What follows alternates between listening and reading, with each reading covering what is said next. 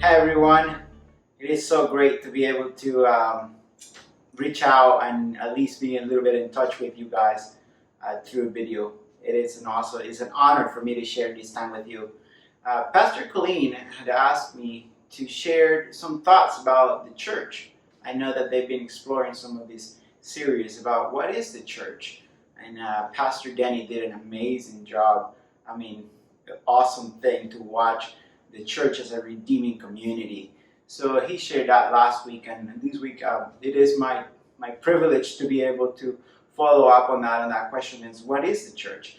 And I think this year, with the pandemic and all these things, he came to reveal a lot of the stuff about what the church is, but it also came, especially I think, at a really great time to show what the church is not, or to probably bring out over the table things that we probably have held really in high esteem and invest a lot of resources into it, and probably are not that essential for church if we really think about the biblical way of church. So I probably would like to share more about what the church is not, or I will say some sacred cows, perhaps, that we as leaders and as the more of an institutional church have placed so much effort and so much value on things that perhaps the pandemic came to knock down a lot of those things. So, just listening to people talking and everything, I will just say that probably the pandemic came to reveal something that we have held like the ABC of church, that perhaps when the church started wasn't even that crucial to church in the beginning when we look at the book of Acts. So when we talk about the ABC of church, I would like to talk about how we have placed so much importance in attendance, the building, and cash, the budget. I think it's been phenomenal to see that the pandemic, as it hit us really hard this year, it came to really put in perspective a lot of things for us as a church. And one of the things about attendance, I think as pastors, oftentimes when we go and meet other pastors, there's always this kind of feeling or this kind of thing that almost right after they ask you for your name and where you're from, it almost like the next question that comes about a lot of times is, how many people go to your church? Or how big is your church? Because attendance has been such a huge thing on, that it kind of qualifies how big is your church. You will say, what kind of leader are you? And I understand there's some truth to that. There's definitely, Jesus was followed by the multitudes. And so it really shows some qualities of a leader. But I think it would be really wrong if we focus that the amount of people that we gather in our building or gather in attendance somewhere in a meeting dictates what kind of leader are you. Because there's many ways to gather a crowd. And people gather for the wrong reasons. So when we look at that attendance, we need to be really careful on that.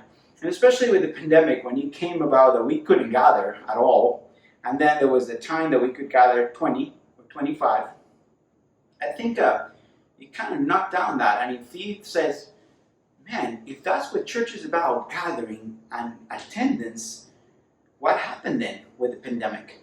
And I think that's a huge thing that we need to focus on and understand, that when we look at the book of Acts and how the church got started, it's important to go back to Acts 1:8, when Jesus said to his disciples, basically remain in Jerusalem. And he says, but you will receive power when the Holy Spirit comes upon you, and you will be my witnesses in Judea, Samaria, and to the ends of the earth. Jerusalem, Judea, Samaria, and the ends of the earth. And we see the church, a picture beautiful of church in Acts chapter 2, verse 41 to 47, a beautiful picture there of the church, of how they live as a community. But then later on we see the church starting to struggling, and basically is that some of the widows are saying, they are not taking care of us well. They're not taking care of us as well as they're taking care of these other widows. And so there's a wrestle there, and I think it's the church is starting to build up. And I think it is not until persecution comes that then the church realized that it has to go out. So when persecution breaks after the death of Stephen, we see the people who dispersed. He says he went through the towns, and that's they were taking the gospel. So when we look at attendance, something that we have put so much emphasis in the West, we look at it in reality.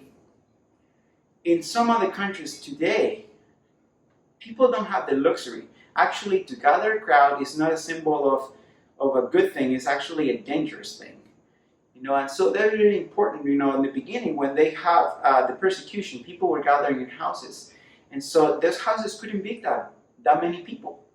And I think that is a huge thing that we need to remember, is the church is not so much about attendance. It really is about community. And when we go on, then we talk about the building.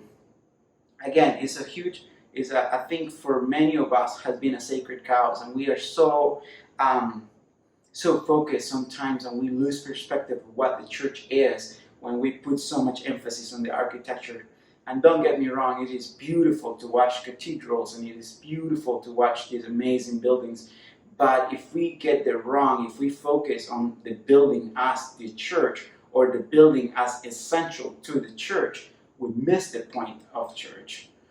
And just to let you know, when we see the early churches spreading out, and there is a moment that they are being persecuted, and the 3rd century, basically Constantine had this amazing idea, and basically it's like he makes Christianity the official religion of the empire.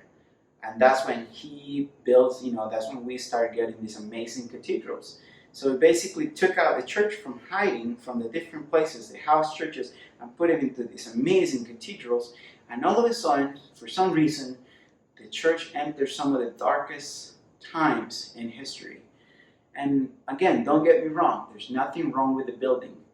But the problem is when the emphasis is wrong, when we think that the building is the church. And then that's when we miss it. The building, we have to understand that the building is a tool for ministry. The building has to serve the mission. We don't focus on serving the building. The building has to be a tool for ministry, not all the way around. And then the last scenario is cash or budget. Again, it's so amazing. We work sometimes all year. Sometimes we worry so much about the money. And again, when we are focusing on the building, the money all of a sudden becomes an issue, because we need to be taking care of maintenance.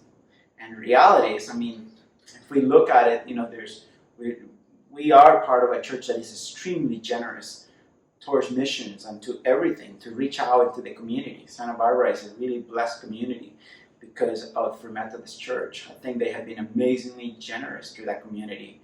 We are a witness of that. But I think sometimes there is this thing that churches says, oh, we are really missional. Out of all the money we get, we give 10% to missions. And again, that is awesome. That is a great thing. There's other churches that don't do that. But if we are giving 10% to mission, in other words, is to outreach, that means that we're keeping the 90%. And oftentimes we have to keep that 90%. Why? Because we need to worry about electricity bills, we need to worry about the paint and the decor, what kind of pews, what kind of chairs, what kind of carpet.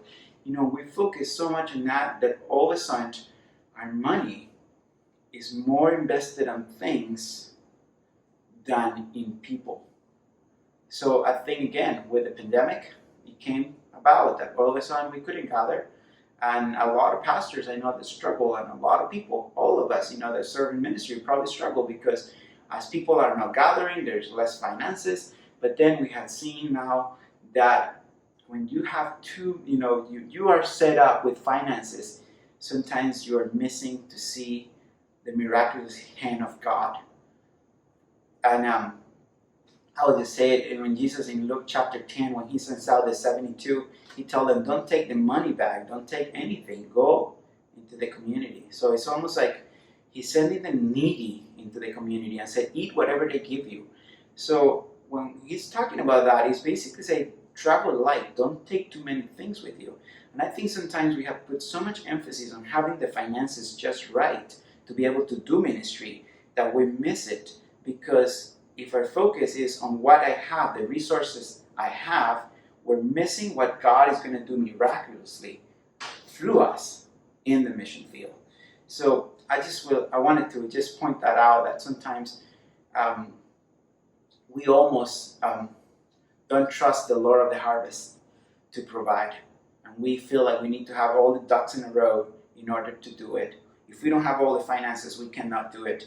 And hey, if that is the case, we are not trusting a God that can provide when we walk in His will. So again, I just wanted to share about that, and just the ABC of church, of what church is not. Church is not about attendance, although we gather. Church is not about a building, although a building is a tool for ministry. And church is not about money, although we are called to be generous and give ourselves to God and in service to others. God bless you guys. Thank you so much for watching. May God bless you again. This has been Wednesday Word with the Free Methodist Church of Santa Barbara. We hope that you will join us for worship this week. Our home church video will be posted at 7 o'clock a.m. on our YouTube channel, and we will be meeting for worship under the tent in our upper parking lot at 9:30 a.m. We hope to see you there.